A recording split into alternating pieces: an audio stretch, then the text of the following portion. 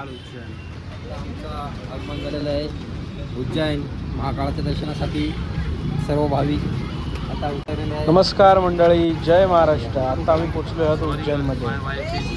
Driver, अपना room कितना लंबा है? यहाँ से 1 किलोमीटर है. यहाँ से 1 किलोमीटर दूर है.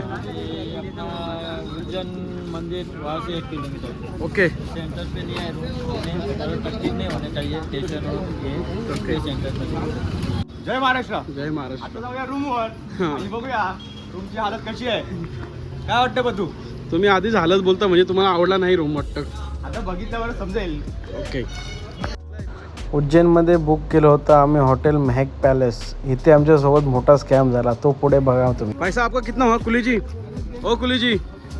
पुलिस नहीं, जो खाए पिए थे वही हमारे बाप का. प्रशांत जी. रूमवर फ्रेश झाल्यानंतर आम्ही निघालो उज्जैनमधील कॉरिडॉर बघायला.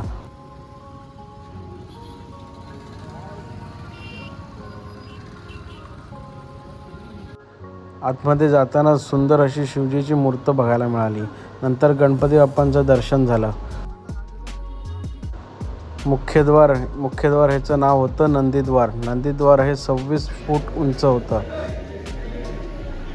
इथल्या भिंतीवर प्रत्येक एक गोष्ट दर्शवली होती, जसे की गणपती बाप्पांचं दर्शन वगैरे इत्यादी. इथे रावणाची सुद्धा मूर्ती होती.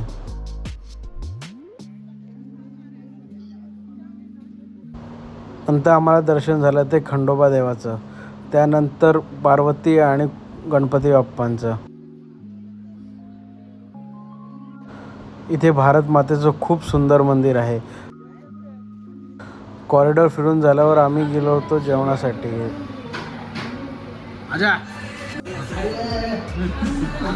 रात्रभर फिरून झाल्यावर 2 वाजता आम्ही निघालो ते महाकालेच्या भस्म आरतीसाठी. भस्म आरतीसाठी आम्ही 15 दिवस आधीच बुकिंग केली होती. जय श्री महाकाल.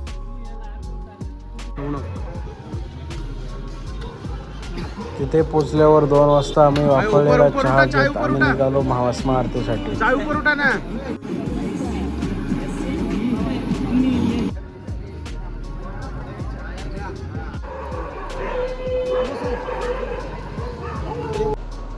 भस्म आरती खूपच छान होती.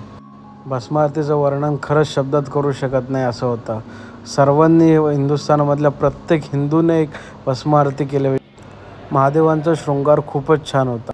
महादेवांची भस्माने आरती करताना महिलांनी बघायचं नसतं. महिलांनी सगळ्यांनी डोळ्यावर पदर घ्यायचा असतो किंवा ओढणीने डोळे झाकून घ्यायचे असतात.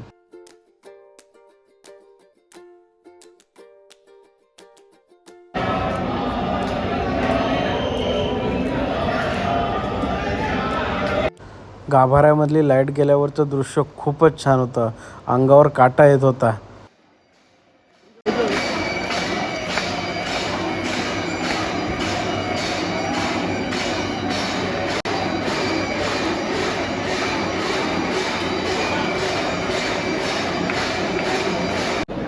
सर्वांचा एक्सपिरियन्स खूपच छान होता भस्म आरतीचा. त्यानंतर आम्ही निघालो बाहेर फोटोशूट. इथे फोटोशूट करताना सुनील मामाने पोज दिली होती, बट त्याचा फोटो कोणच काढत नव्हता. नंतर आम्ही इथे प्रसिद्ध असं मलाई दूध ट्राय केलं. दूध हे 3 तास बॉईल करतात, त्यानंतर ते कंटिन्यू बॉईल होत असतं. त्यानंतर त्याच्यावर आलेली मलाई ही देतात दुधासोबत. आता आम्ही निघालो होतो उज्जैनमध्ये साईट सीन करण्यासाठी.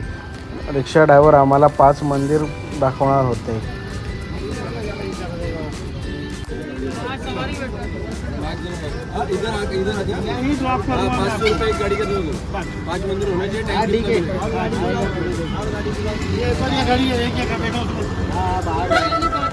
स्वातंत्र्य दिन असल्यामुळे इथे रॅली निघाली होती.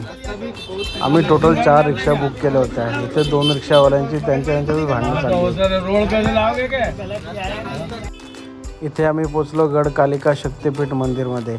इथे आरती चालू होती. इथला माहोल खूपच छान होता.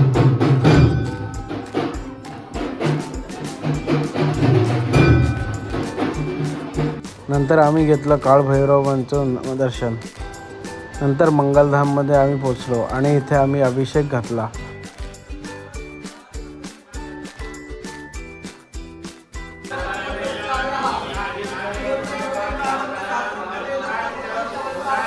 नंतर आम्ही पोचलो महर्षी संदीपान ऋषी यांच्या आश्रमामध्ये. इथूनच जवळ असलेल्या संदीपान हॉटेलमध्ये आम्ही आमचं दुपारचं जेवण केलं. इथलं हॉटेल बघून असं वाटत होतं की आम्ही कोणाच्या तरी लग्नामध्ये जेवायला आलो. तिथे अनलिमिटेड थाली होती, त्यामध्ये बाफना मध्य प्रदेशमध्ये लोकल फूड होतं. कढी, डाळ, पनीरची भाजी सर्व अनलिमिटेड होतं. त्यासोबत 2 चटण्या. अंकल जी दोनों चटनी डालने का बात करा ला आपने. हाँ इसमें डलती कड़ी, ओके दाल डलती है, दोनों चटनी डलती है, इसमें प्याज भी डलते हैं. ठीक है. हाँ अब आनंद लीजिए बाफले का. ओके फेमस है सांदीपनी रेस्टोरेंट. हाँ अब टेस्ट लो, फिर आनंद आएगी आपको. जय श्री महाकाल. तेथील काका सर्व टेबलवर जाऊन बाफना कसं खायचं ते सांगत होते. नंतर आम्ही हॉटेलला येऊन आमच्या भरत काकाचं बड्डे सेलिब्रेशन केलं. आणि हॉटेल महक पॅलेसमध्ये आमच्यासोबत झाला होता स्कॅम. प्लीज कोणीही इथं आले तरी हा हॉटेल प्लीज बुक करू नका. हे सांगतात आधी वेगळं आणि नंतर रक्कम वेगळी घेतात. आम्ही बुक केलेल्या रूममधील एक रूम प्रॉपर क्लीनसुद्धा नव्हती. तेथे गरम पाणीसुद्धा येत नव्हतं. तरी त्यांनी जे रक्कम जास्तच घेतली होती.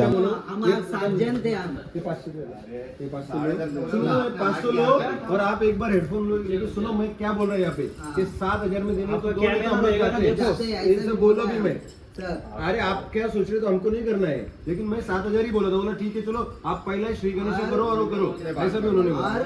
सामने आता ही नहीं बात करने के लिए. सजेस्ट किया है ना वो इंदुर का, उसको ही मैंने बोला 7,000 उसको भी बोलो जाके. सामने आता ही नहीं है दिया. सामने आए नहीं. कितनी बार बात. नंतर आमचा परतीचा प्रवास चालू झाला होता. आम्ही पोचलो होतो उज्जैन स्टेशनवर. आमच्या रात्रीचं जेवण हे बडोदरा स्टेशनवर येणार होतं. आम्ही सर्वजण त्याची वाट बघत होतो. नंतर प्रशांत दादाने ज्याची ऑर्डर होती त्या सर्वांना डिस्ट्रीब्यूट केलं. मी यांना 200 रुपये दिल्याबद्दल हे माझं खूप खूप स्वागत करत आहे. त्यामुळे मी त्यांचा आभारी आहे. भेटी मारा. 12 तासाचा प्रवास करून आम्ही पोचलो कल्याण स्टेशनवर. Bye bye. जयेश आता कल्याणमध्ये राहत असल्याने तो चालला होता. त्याला सर्व बाय करत होते. अजय त्याला एक्सपिरियन्स विचारत होता. धन्यवाद मंडळी. ही माझी पहिलीच वेळ होती ब्लॉग बनवायची. तुम्ही दिलेल्या रिस्पॉन्सबद्दल खूप धन्यवाद. भेटू पुन्हा व्हिडिओ.